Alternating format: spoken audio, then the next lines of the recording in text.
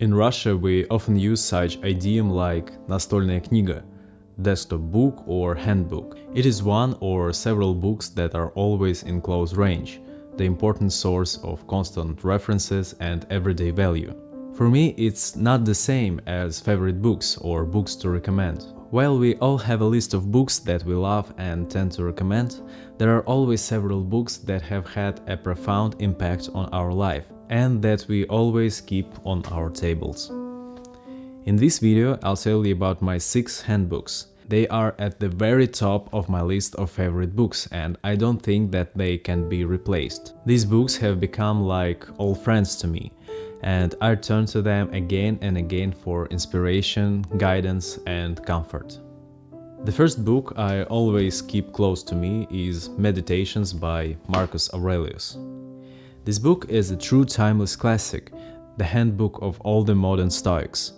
It's the collection of the personal reflections of one of the greatest Stoic philosophers, and it's a book that reminds us to be mindful in our thoughts and actions, to focus on what we can control and to live our best grateful life. Reading this book has helped me to cultivate a sense of inner peace even during difficult times. It's a constant reminder that life is short and that we should make the most of every moment. It's a relatively short but dense book. You can read it in a day, but impact you can get out of this book is huge. Every time I feel unconfident or lost, I reread it or just open in any page and get on the track very quickly. The second book that I always keep on my desktop is Get Out of Your Own Way by Mark Goldstone. I have only copies that are translated into Russian. This book is all about how we can overcome our self-sabotaging behaviors that hold us back in life.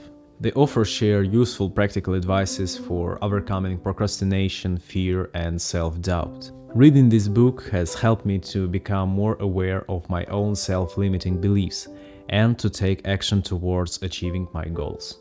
It's also a very short and dense book, and it's easy to read only in the way you're ready to be honest to yourself.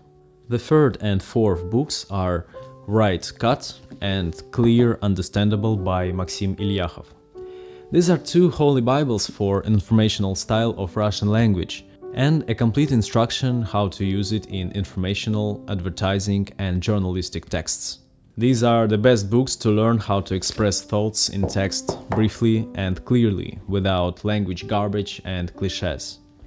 Following the recommendations in the books, you will learn how to write and communicate in all the ways clearly, captivate readers, and gain trust. These are must-have books for copywriters, authors, and editors, as well as designers, programmers, managers, and anyone who uses text in their work. Pretty almost for everyone. I'm not sure if they are translated in English. It would be strange, because it's all about Russian language. Adaptation to other languages would be a colossal work. So if you know other books in other languages about effective communication in text, write them down in comment section. I guess I need one to improve my English communication skills. The book number 5 is the number 1 book of my life. The 12 Chairs and the Little Golden Calf by Ilya Ilf and Evgeny Petrov.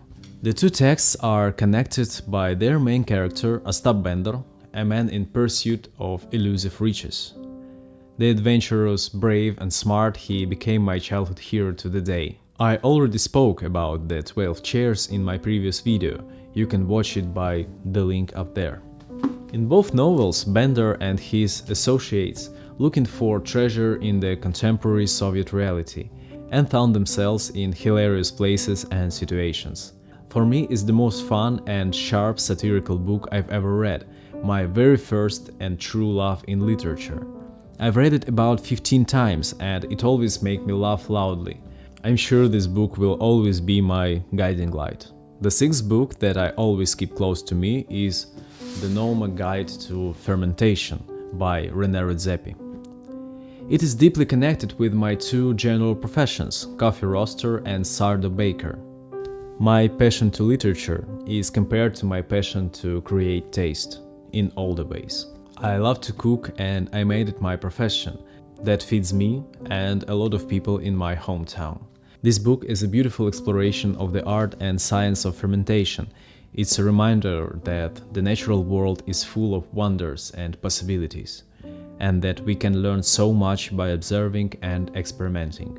Kimchi, kombucha, garum, koji, sourdough bread, miso, vinegar, and many more products of fermentation are the fantastic experience both for consumers and creators of taste. This book can be a start of your own adventure in the complicated and beautiful world of fermentation and improving your cooking skills to the maximum level. As you can see, all these books are so different. Early Soviet satire, psychological book, Diary of a Roman Emperor, 2 books about effective communication in Russian language, and a book about fermentation. The only thing that connects them is me. You will never know which book will touch your soul and affect your life in unpredictable way. That's the true beauty of literature. The next book you will read may become your handbook and form you as a person. It can even correct your values and priorities in life. These 6 books have helped me through some of the toughest times and have given me the inspiration and motivation to keep going.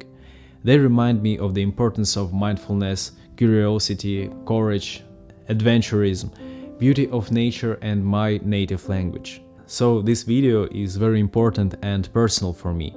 If you liked it, please push the like and subscribe buttons. It really helps this channel to grow. Thanks for watching. See you soon.